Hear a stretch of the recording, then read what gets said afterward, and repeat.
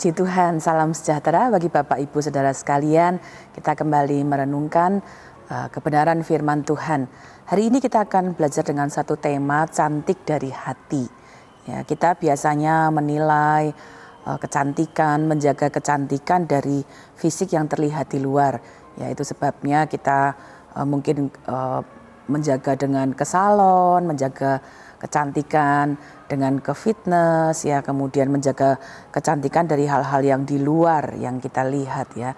Tetapi hari ini kita juga akan belajar ternyata bukan saja kecantikan, ya, yang secara fisik yang harus kita jaga, yang harus kita perhatikan, tetapi kecantikan dari hati yang kita perlu juga perhatikan dan perlu menjaganya. Nah, kita akan belajar dari satu tokoh yang terdapat dalam 2 Samuel pasal yang ke-14 ayat 25.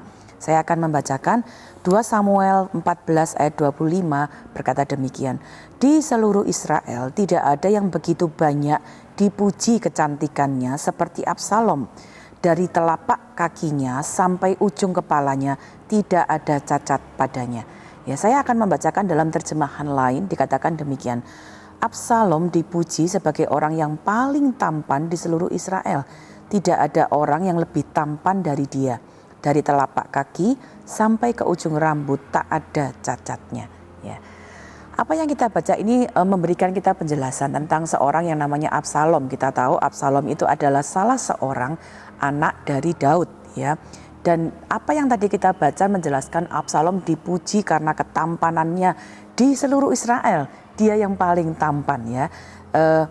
Apa yang ketampanannya yang tampak dari luar itu begitu mempesona, ya, banyak orang, dan itu sebabnya ada catatan.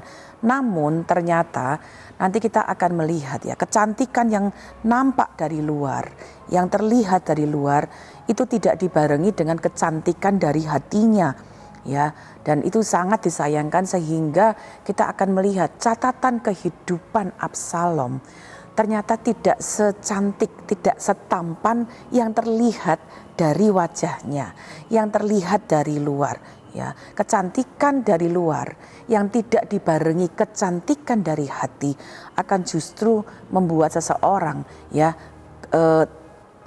kehilangan kecantikannya, atau kecantikannya jadi memudar karena justru kecantikan dari dalam yang tidak dijaga akan membuat seseorang melakukan hal-hal yang tidak berkenan kepada Tuhan. Kita akan melihat beberapa catatan kehidupan dari Absalom meskipun kita tidak membaca ayatnya, ya. Saya akan membacakan beberapa ayat. Bapak Ibu juga bisa melihat itu dalam catatan 2 Samuel dari pasal ke-13 sampai ke 2 Samuel 18. Ada catatan kehidupan Absalom. Yang pertama yang kita akan lihat, ketika Absalom tidak menjaga kecantikan dari hatinya, maka hatinya dipenuhi oleh hal-hal yang tidak berkenan. Yang pertama kita lihat 2 Samuel 18 ayat 18 mencatat di dalam hati Absalom ada kesombongan. Dia punya keinginan untuk memegahkan dirinya, tidak keingin kehilangan namanya.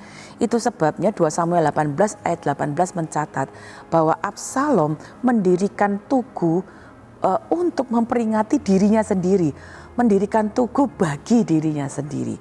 Dan bukan hanya itu, 2 Samuel 13 ayat 22 sampai 28 mencatat di dalam hati dari Absalom yang disimpan adalah kebencian, kepahitan, dendam. Kita membaca bahwa Absalom menyimpan dendam yang pertama kepada Amnon, kakaknya sendiri dari ibu yang berbeda, karena Amnon melakukan hal yang tidak sopan terhadap Tamar, ya. Kemudian karena menyimpan dendam kepada Amnon, ya, akhirnya Daud merencanakan bahkan melakukan pembunuhan kepada Amnon. Tidak itu saja, 2 Samuel 15 ayat 1 sampai 12 juga mencatat bahwa Absalom yang karena pembunuhan yang dilakukan justru melarikan diri, tidak mau mengakui kesalahannya, bahkan kemudian melanjutkan dengan menyimpan dendam kepada Raja Daud yang adalah ayahnya sendiri. Dendam kepada Raja Daud ini kemudian justru semakin mendorong Absalom kemudian tercatat di dalam kitab 2 Samuel. Dia merencanakan pemberontakan, bahkan kemudian menggulingkan pemerintahan ayahnya meskipun hanya dalam waktu yang singkat. Absalom yang hatinya tidak dijaga kecantikannya membuat dia melakukan hal-hal yang justru merugikan dirinya sendiri. Dia tidak mau bertanggung jawab atas hal-hal yang keliru yang dia lakukan. 2 Samuel 14 ayat 30 juga mencatat bahwa dia kemudian melakukan satu tindakan di mana dia tidak dapat menahan kemarahan dirinya dan dia membakar ladang dari Yoab.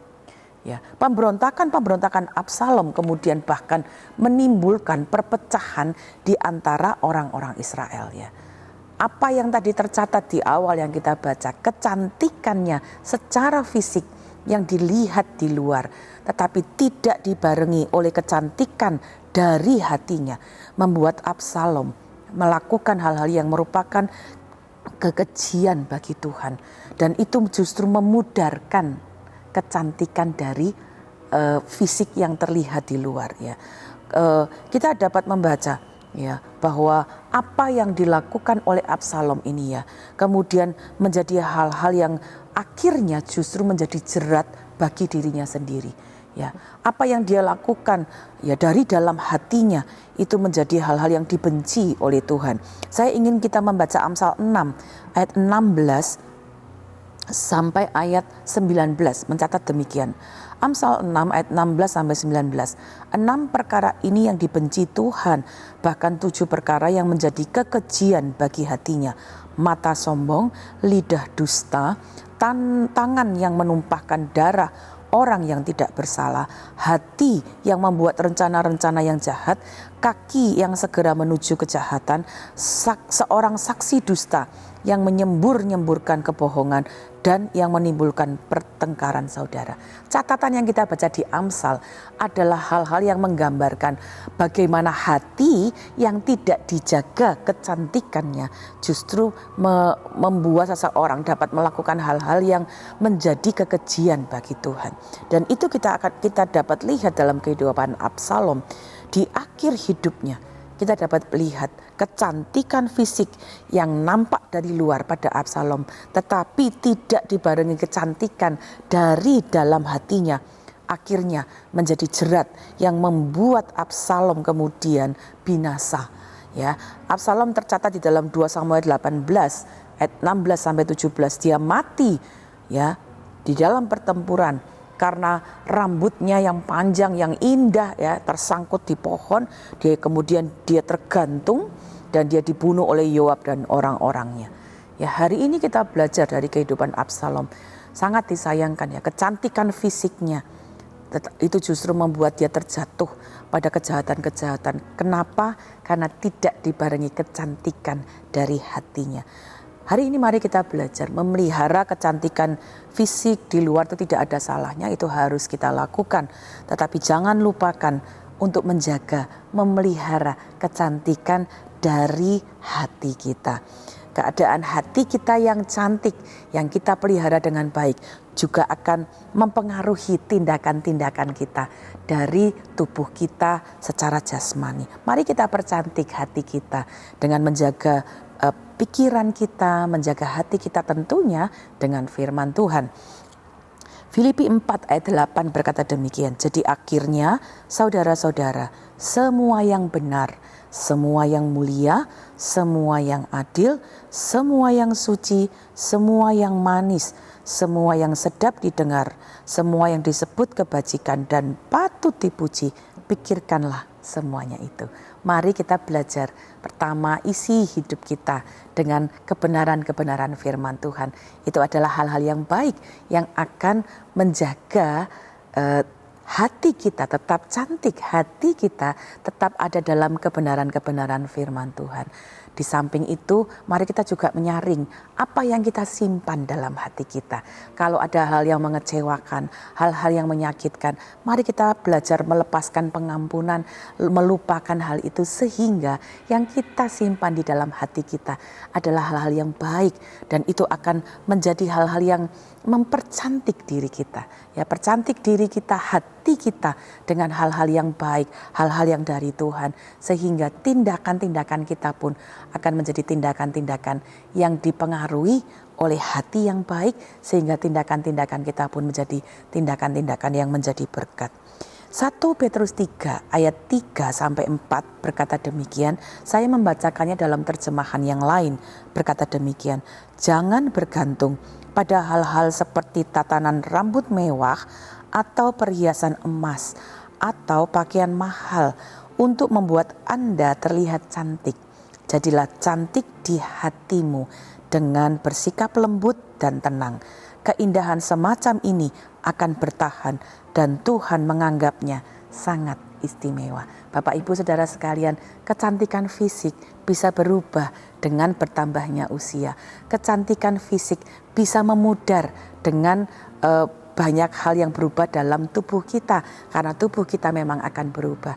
Tetapi kecantikan dari hati itu yang akan bertahan dan akan menjadi sesuatu yang menjadi berkat, dipandang indah di hadapan Tuhan. Karena itu hari ini mari kita belajar, jangan hanya menjaga kecantikan fisik kita, tapi jagalah cantik dari hati. Kiranya itu yang akan menjadi berkat, sehingga hidup kita mengalami sukacita di dalam kita. Kecantikan dari hati akan memberkati hidup kita sendiri dan memberkati kehidupan orang-orang yang bertemu dengan kita. Demikian firman Tuhan yang kita dapat renungkan. Tuhan Yesus memberkati. Mari kita berdoa bersama. Bapa dalam surga, kami mengucap syukur karena kami dapat belajar dari firman-Mu untuk dapat memperhatikan apa yang ada dalam hidup kami, di dalam hati kami. Bukan hanya memperhatikan yang nampak di luar, tetapi kami dapat menjaga hati kami untuk selalu ada dalam keindahan di dalam Engkau. Karena itu kami berdoa, berkati setiap kami, keluarga GBDI El Shaddai Magelang, supaya kami terus mengizinkan hati kami diperindah oleh firman-Mu, diisi oleh Roh-Mu yang kudus, dan biarlah itu yang akan mempercantik kami, memperindah hati kami, perhiasan-perhiasan yang menjadi perhiasan indah bagi batiniah kami, sehingga hidup kami juga dapat mengeluarkan hal-hal yang indah yang menjadi berkat bagi satu dengan yang lain. Berkati kami semua, keluarga GBDI El Shaddai Magelang, supaya batiniah kami adalah batiniah yang dihiasi oleh keindahan dari Engkau. Terima kasih Bapa yang baik. Kiranya seluruh keluarga GBDI El Shaddai Magelang tidak menabur dalam daging, tetapi kami menabur dalam roh dan menuai hidup yang kekal dari roh. Terima kasih Bapa. Di dalam nama Tuhan Yesus Kristus kami mengucap syukur dan berdoa. Haleluya. Amin.